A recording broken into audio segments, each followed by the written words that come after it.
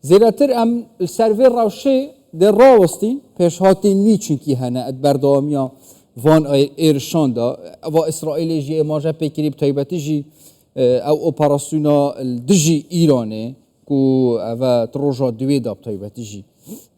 فراوشه ها برداوم کاری گریر سر آسر رجالاتان آوراست و جهانی گشتی جید بن که جهان و بتایبتی جی رجالاتان آوراست برف کیوت چه و اسرائیل دست پیکری حتی چرا داده آرمانجن خوب جهینه و روشید گل سامیونو شروعکار سیاسی اجباجاره دو صورت المشگان الامریکایی دید گل مدابد برای سام گلک سپاس کوین گل مدانه اوا هاتیا دست پیکرن اسرائیل گلک پیز دیار بی دربکا گلک مازن ایران دال دی فوان یعنی زانیاری دست پیکی جاتی نبالاف کردن لینو که اوا امد بینی دیاری چاف بردامی ایرشن ایران نو کپ هز دیار بود هین چواد بینن گریدای و برسفدانا ایران البران بر اسرائیل. Well, it's a serious issue. It's a crisis. قەیرانێکە دۆخێکی ڕژدا ئێمە ئێستا ئتر شەڕێک لە نێوان دوو وڵاتی بەیزی ڕۆژڵاتی ناوەڕاستە دەبینین شاهدی شەڕێکی گەورەین کە ئیسرائیل و ئێرانن و ئێران وڵاتێک بووە کە لە دەیان ساڵ و ڕابردوودا وڵاتێکی بەهێز بۆ لە ناوچەکە و با بڵێن لە 1970ەوە کە لە ڕووی سەربازیە و پەرەی بۆ خۆی داوە کۆنتترۆلی نەک وڵاتەکەی خۆی چەند وڵاتێکی لە ناوچەکە کردووە بەڵام ئەوەی ئێستا ئەبینین و بینیومانە ئێران کارەکات لەسەر پرۆگرامی ئەتۆمی خۆی کە ئەوەی کە دوێنێ باس کرا و ئاژانسی نێودەوڵەتی وزەی ئەتۆمیش باسی کرد وتی ئەمە هەڕەشەیەکی جددیە و ئێران لە بڕی پێویستی خۆی زیاتری بەرهەم هێناوە لە ئەتۆم و خەریکە دەستیەکاتە چەکی ئەتۆم بۆیە هەڕەشەکەی ڕاستەوخۆ بە ژمارەیەک بۆ ئیسرائیل بووە و ئیسرائیل پێشوەختە دەستی کردەوە و بەدڵنیاییەوە بە ئاگاداری سەرۆکی ئەمریکا ئەم هێرشانەی ئەنجامدا و دەستیان بە هێرش کرد و دوێنێ دەستیان بە هێرشەکانی خۆیان کرد بە شێوەیەکی بەرفراوان و بەهێزەوە لە بنکە ئەتۆمیەکانی ئێرانیاندا و چەندین فەرماندەی سەربازی و شارەزا و زانای ئەتۆمیە وڵاتیان کوشت و دبینیمان کە اوانا برپرسن مازنین ایرانی کشتینه لپراستیجی اوا اج انجام ایرشن ایرانی جیج بوی سر اسرائیل حتی اسرائیل خوجی ماجا پیتکه یعنی او دربه ند که من بیست کس جبوی اسرائیل بتایبتیج یعنی زیره ترجی ما بستا من یعنی حتی درنگی شفه هند کس برین دار بوینه از بارکم یک دو کس جهاتی نکشتن هین چاوره چید کن اسرائیل پینگاوا داهاتی دا بو برسفدانا وان ایرشن ایرانه و که برسفکر سر ایرشن و او ده چه بکر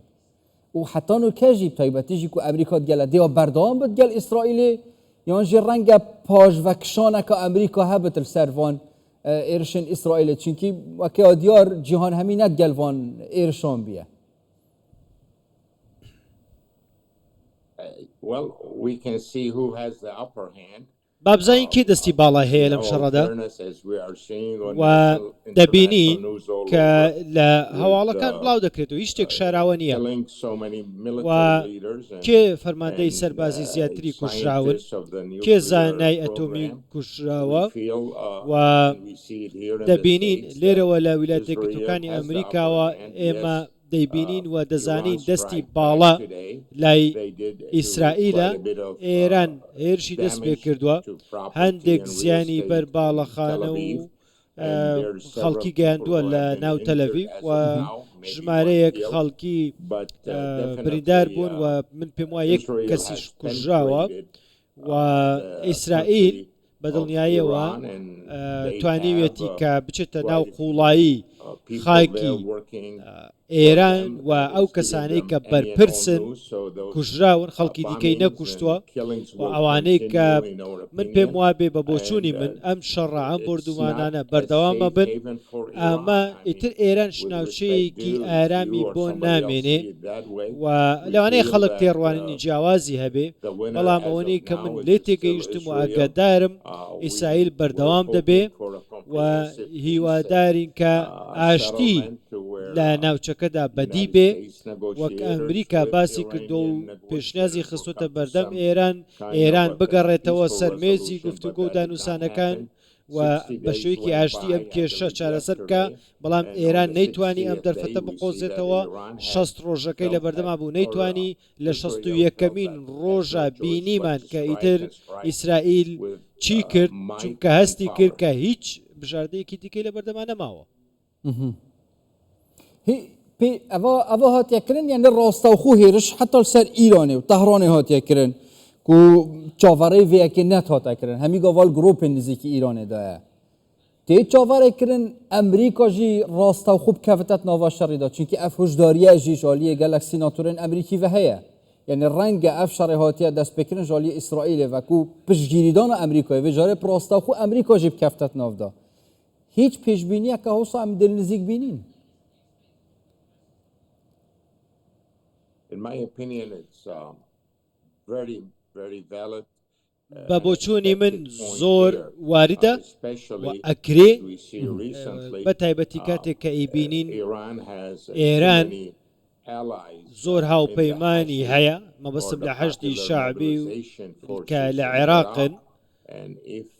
و ئەگەر بێت و ئەمریکا هەست بەوە بکات کە بەرژەوەندیە نیشتیمانیەکانی لە بەردەم هەڕەشەدان یاخود هەر بەرژەوەندیەک باڵەخانە قونسوڵخانە کونسوڵخانە و هەر شتێکی و بەرژەوەندێکی ئەمریکا لەنایەن ئەم گروپانەوە بکرێتە ئامانج بە دڵنیاییەوە ئێران بەرپرسیارە ئەم میلیشیانە بەرپرسیارن و لەوانەیە لەسەر نەخشەی جیهان بیان سڕێتەوە بە هیچ شێوەیەک نانهێڵێ بۆیە هەڕەشەکە فراوانتر دەبێت لەو حاڵەتا کە من باسی یەکەم هێرشەکان فراوانترە بن لە ناوچەکە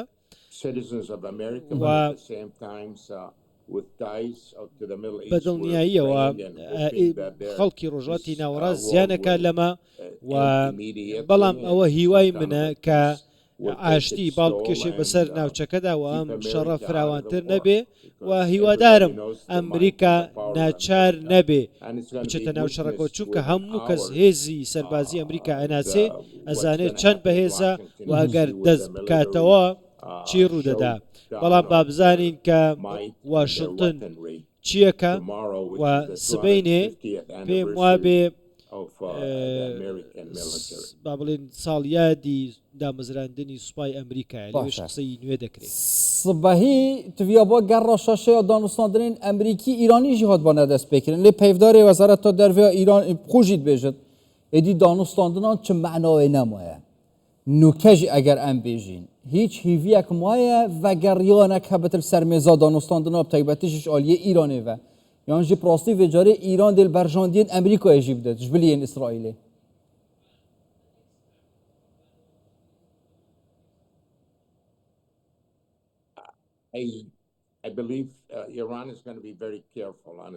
من پێم وایە ئێران زۆر وریانە هەنگاو دەنێ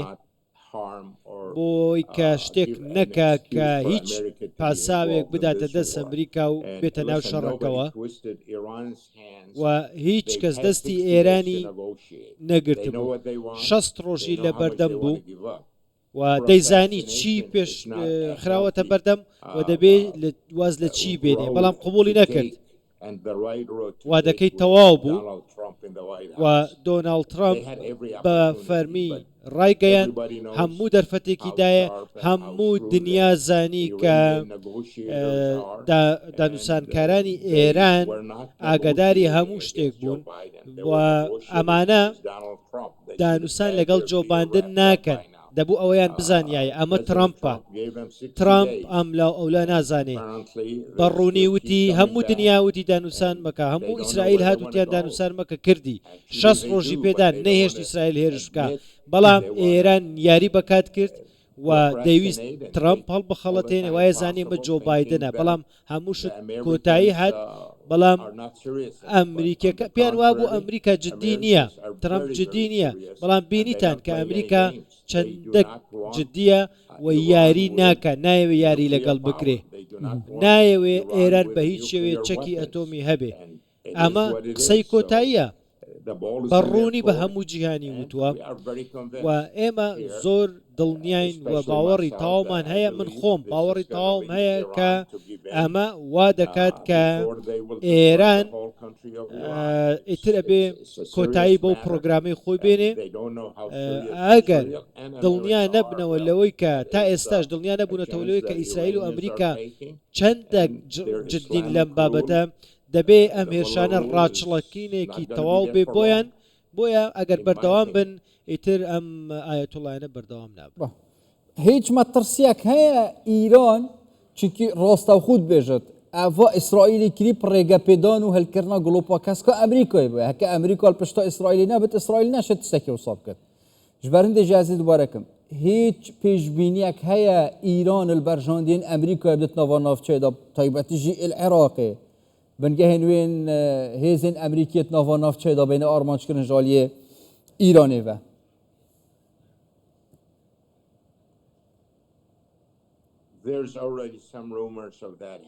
بەڵێ هەندێک قسە و قسەڵۆکەیە هەندێک هەواڵ هەیە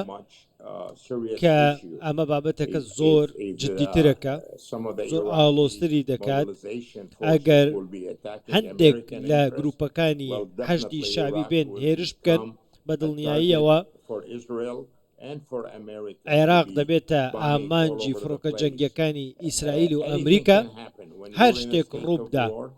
کاتێک کە تۆ شەڕت ئیعلان کرد ئیتر تۆ بێ بەرگەی دەرەنجامەکەشی بگری هەرچیت بەسەردا هات بۆیە دەبێ زۆر وریابن دەبێ زۆر وریابن و بزانن چۆن من داوا لە سەرۆک وەزیرانی عێراق دەکەم کە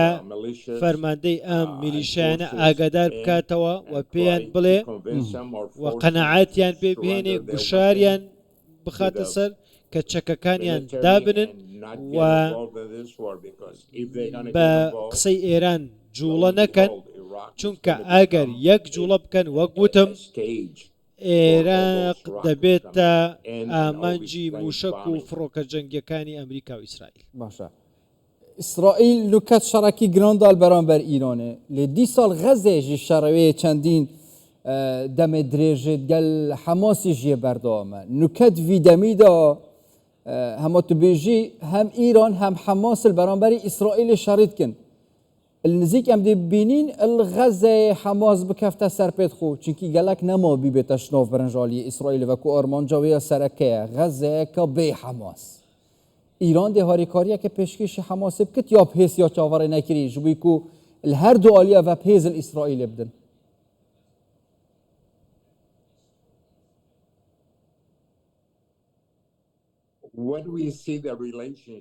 ئەوەی کە ئێمە ئەیبینینە و پەیوەندی لە نێوان ئەمریکا و ئیسرائیل هەیە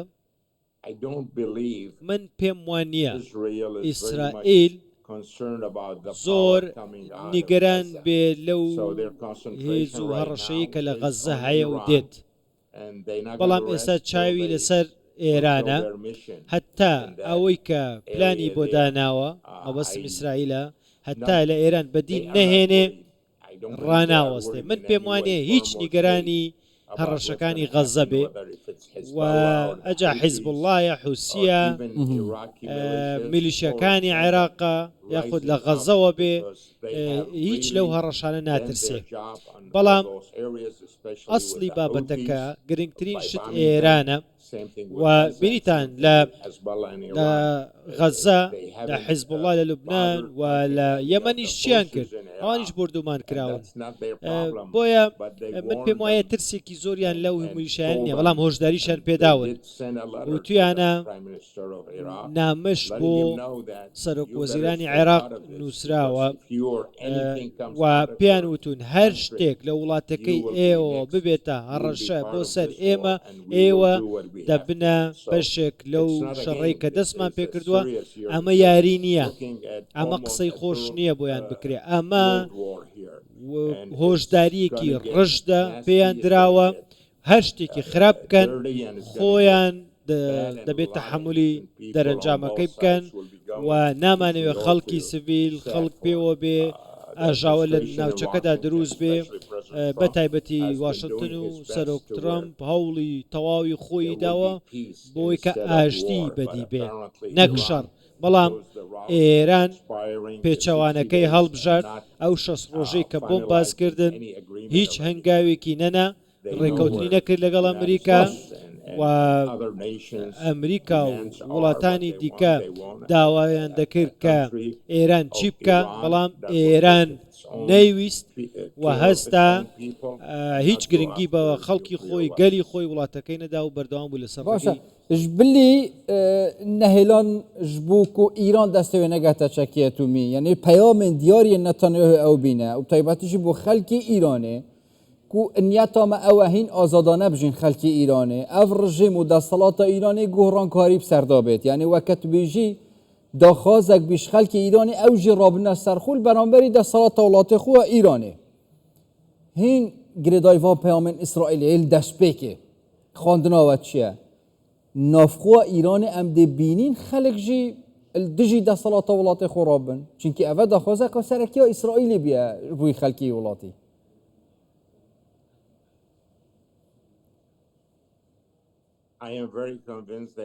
من زۆر دڵنیام کە خەڵکی ئێران ئەم کارە دەکەن هەڵدەستنەوە چونکە بەڕاستی ئەم ڕژێمە تەواو دیلی کردوون سەرکوتی کردوون دەبینن کە لە شەقامەکانی ئێران خەڵک دڵخۆشە و داوای نەمانی ڕژێمەکە و سەرکردەکانیان دەکەن بۆیە ئێستا کاتی گەڕانەوەی ئاشتیە گەڕانەوەی ئازادیە بۆ ئێران و دەیانەوێت حکوومەتێکی سیکولاریان هەبێ و خەڵکی بێزار بوون ماندوو بوون لەم سەرکردانی ئێران کاتێک کە نەتەنیاهوش پەیامی بۆ ناردن پێم وابێ پەیامێکی دروست بوو و کاتێتی و خەڵکیش ئیسرائیلیش بێزار بوو لەوەی کە بکەوێتە بەر هەڕەشەی سڕینەوەی لێ بکرێ گەلی ئێرانیش بێزار بوو لەم سیاسەتەی کە سەرکردەی وڵاتەکانیان پیادەیەکەن بۆیە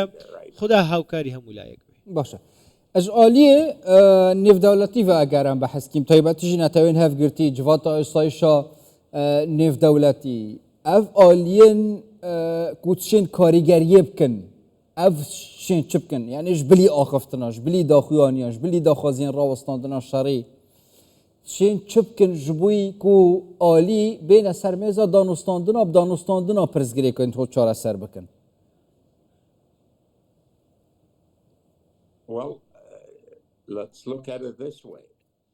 با بەم شێوێ سەیری بکەیت ئەمڕۆ ئەنجومەنی ئاسایشی نێودەوڵەتی کۆبوویەوە داوای ئاگربەستی کرد داوای ڕاگررتنی شەڕی کرد لە هەردوولا بەڵام ئەمە ئەوە ناگەێنێ کە ئێران تر بگەڕێتەوە بۆ دانووسانەکان چکە ئێران نەیویست و نایەوێ و نێتەنیاهۆ بەڕوونی ئەمەی وتی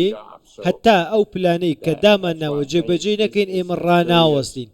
وەک وتم ئەمە بابەتێکی زۆر جددیە ئەمە کاتی شەڕە ئێمە ئێستا لە سەردەمی شەڕێکی زۆر جددیدا دەژین قسە دەکەین دەبینین کە چی ڕۆدا ئەمە لە شەڕی غەزە جیاوازە لە حیزبوڵڵا جیاوازە و دەبێ ئێران فێر بوو بێ و تێبگا کە پێشتر ئیسرائیل چی کرد و چی لە حیزبوڵڵا کرد چی لە سەرکردەکانی حیزبوڵڵا کرد ئێران دەبێت زۆر باش بزانێت زۆر باش تێگەیشت بێ کە ئیسرائیل دەتوانێت چی بکە و بزانێت کە سیستمی ئەمریکی پشتگیری ئیسرائیل دەکا بەڵام ئێران ئەو چەک و چۆڵی نییە تۆ ناتوانی ئێران دەبێت تێبگا ئایا منداڵێکی 10 ساڵە ئەتوانێت لەگەڵ کەسێکی گەنجی 25 ساڵە شەڕ بکات ئێران ناتوانێت ڕزگاری بێ لەم شەڕە و پێم وابێ ئێران هیچ گرنگی نادا نە بە وڵاتەکەی نە بە گەلەکەی و ئەمەش زۆر غەڵەتە داهاتی دا ئەم دێبینین وڵات تن زيادة ترب كافنات نوفا شريدا جويكو خو باريزن القناغة برگريه بچنا قناغة هيرش كرنه چه گل ایران بن چه جی گل اسرائیل بن چه راستا خوب چه جی نراستا خوب Anything can happen. هەر شتێکە کرێ ڕوو بدە Close proximity of the Gulf states to وڵاتانی Iran, کەندا و ئەوانەی کە and نزیکن Iran لە finds itself in a hole ئێرانەوە and ئەگە they پێیان would وابێ try کە to پێویستە anywhere and everywhere. بەدڵنیاییەوە Keep in mind, America بەشدارە بن also بەڵام said it. ئەوەشتان لەبیر بێ We are ئەمریکا here to وتوێتی protect ئێمە لێرەین our allies, بۆ پاراستنی meaning هاوپەیمانەکانمان anyone and everyone in the مەبەستی Arab لە Gulf هەر is وڵاتێکی gonna be کەنداوی protected by عەرەبیە America. کە So لە it's بەردەم being هەڕەشەدا بێ watched. As you see, ئەمریکا the escalation دەیپارێزێ of power, و the navies of the United States, that هێزی area has been going on سەربازی for some ئاسمانی time now, زەمینی several weeks. ئەمریکا So دەریایی I ئەمریکا believe لە ناوچەکە هەیە everybody ئامادەیە is بۆیە من پێم not وایە sleeping. They are standing on their هیچ toes کەس نەخەوتووە and هەموو کەس trying ئاگادارە to هەموو کەس respond بەخەبەرە even when they و have to ئەزانن respond. چیەکەن So لە هەر شوێنێکە it پێویست could بێ get وەڵام worse. It could ئەدرێتەوە get very ugly. ئەکرێ شەڕەکە زۆر قێزەون و بەرفراوانتر و ناشینتر نکە ئەگەر ڕاستی مرۆڤ بەرە خوبتا وێلێ مەزنێک و چەندین ساڵە کار سەرتێتەکردن ئەف شەڕە زیاتر بەرژەوەندیە ئەمریکایدا بیە ئەش ئیسرائیلێک و نکە ئیسرائیل خووی شەڕێت کرد ئەگەر ئیران یعنی ئەمریکا پشتا ئیسرائیلت گرت وی شەڕی داد بەرامبەردا ئیسرائیل دێت چی وەربگرت ئەگەر سەرکەفتن دەستخست وی شەڕی داد بەرامبەری ئیرانێ ژالیە ئەمریکای ئەمە بەستا بن دێت چی وەربگرت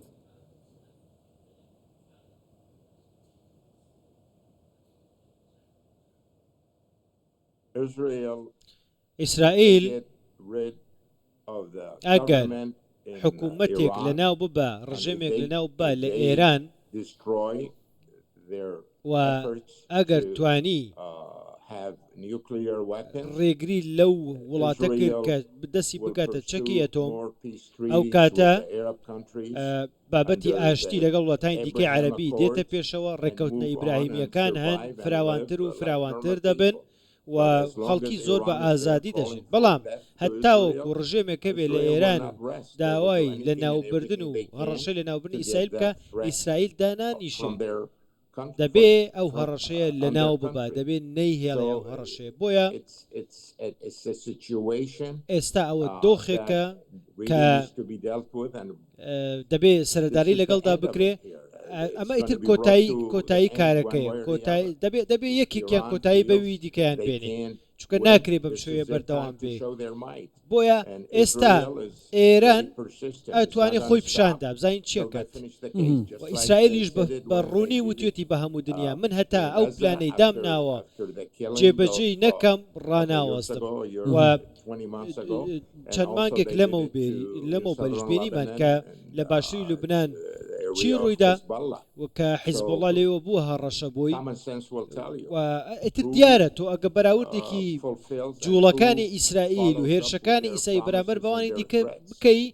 دەزانی کە Iran has ئێستا been بەنیازی promising. چییە Iran بەرامبەر has بە ئێران that region و ئێرانیش in بە هەمان Irama شێوە for so many بۆ years, ماوەی چەندین including ساڵ my ئەو homeland of Iraq. ناوچەی خستوتە بە Look what they لە did ناویشیاندا to, عێراق خستوتە ناو southern Lebanon. گێژا Look و what they did وەکو in باشووری Gaza. لوبنانی Look لێ what کردو they سەرکە did چی in لە غەزە Syria کرد for all سەرکە لە decades. سووریا چی Look what کرد they did in سیرکە Yemen. لە یەمەن So, چی کرد people are tired. بۆیە خەڵکی ماندوو بۆ بەڕاستی ماندوو بۆ لەم سیاسەتە شەڕانگێزی و World is وێرانکاریە tired of کە these actions. جیهان We want بێزار peace بووە and لەم harmony in that لەم region. سیاسەتە ئێمە دەمانوێت ئاشتی هەبێ لە Kurdistan is ناوچەکە a threat to کوردستان Iraq. God کەوتۆتە help بەردەم you هەڕەشە people there. لەلایەن So عێراقەوە everybody لەلایەن ئەم there, میلیشیانەوە because of خوا هاوکارتان بێ Iran's, خوا بدان پارێزێ tactics. بۆیە ئێران دەبێ ئەم تاکتیکەی بگۆڕێ کە نەی گۆڕیوە دەیان ساڵە are mad خەڵکەکەی at. خۆی خەڵکی Like I خۆی told you گیری earlier, کردو بەدەستیەوە ینی دیلی saw with ئەم my own سیاسەتەن eyes, من بە چاوی خۆم بینیومە the marches in کە more than one city calling for کە that زیاتر to لە the چەند شارێک leadership there, خۆپشاندان and they want کرا a secular وتیان government, وازمان لێ بێنن to ئەم live دەسەڵاتی in ئەومان peace, ناوێ harmony, ئێمە and وڵاتێکی build their سیکولارمان nation دەوێ back. ئێمە دەمانەوێ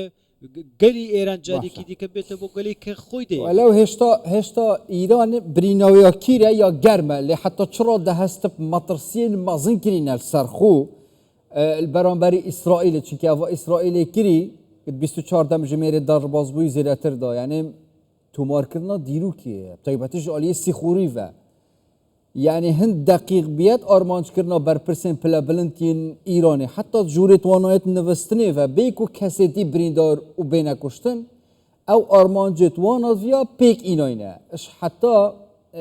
بارمانج كرنا بنجهن برهمانينا يورانيومي بدس خصنا تشكين اتومي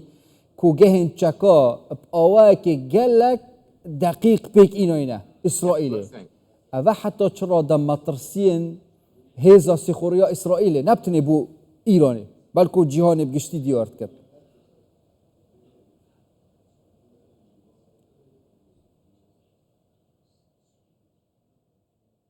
Without a question, my friend, if you look بەبێ and see پرسیار what ئەگەر سەیری Israel has done, it's ئەوەی got کە its ئیسرائیل own کردوێتی ئەوەی کە خۆت باست کرد spies, call 'em, و لە agents, ڕووی call 'em whatever you هەواڵگریەوە want, لە that ڕووی are هەر feeding شتێکەوە Iran all the information. و And ئێران look how سیر کە بزانێت the چی trick کردووە چۆن چ the فێڵێکی لە Israelis ئێران played کردووە on Iran. و چی یاریەکی For a بەرامبەر بە moment, ئێران they were کردووە holding,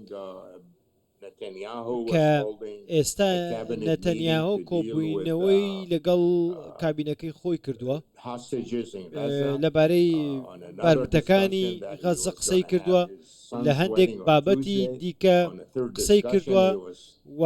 probably taking a trip to بزانێت Washington. چی بکە And لەگەڵ yet, while واشنگتن he got 'em هەنگاوی off داهاتویان of چییە their بێت feet, ئەمانە they هەمووی start بە پلان bombing دەچێتە them. پێشەوە And then there is also a strong report that و هەروەها he's ڕاپۆرتیش building هەیە those کە باس drones لەوە right دەکرێت inside Iran. کە لەناو ئێراندا You دەبێ cannot compare جوڵەیەک the دروست بێ intelligence of Iran تۆ to the ناتوانانی intelligence of بەراوردی Israel. هەواڵگری In my ئێران و opinion, ئیسرائیل بکەیت Iranians بۆیە من پێم وایە Israeli هەواڵگری intelligence is second to ئیسرائیلی none in the world. I دووەم don't think there is any هەواڵگری لە هەموو جیان من پێم وایە بێ هیچ هێزێک نییە لە جیهاندا لە ڕووی هەواڵگریەوە بگاتە ئیسرائیل مەبەستم دوای ئەمریکایە بۆیە هەردووکیان هاوپەیمانن و هەواڵگری زۆر بەهێزن و دەزانن چی دەکەن دەستی باڵایان هەیە بینیت کە ئەو هەموو فەرماندانە لە ماڵی خۆیان لە شوێنی شاراوە هەمویانی کردتە ئامانج زۆر شتی دیکە ڕووەدا بۆیە ئێران ئێستا لە مەترسیەکی زۆر بەهێزدایە لە مەترسیەکی زۆر گەورەدایە سیرکەن ئیسرائیل لەگەڵ ئەوەی کە کردوێتی و هەرچەندە بچووک بێ لە ڕووی خاکەوە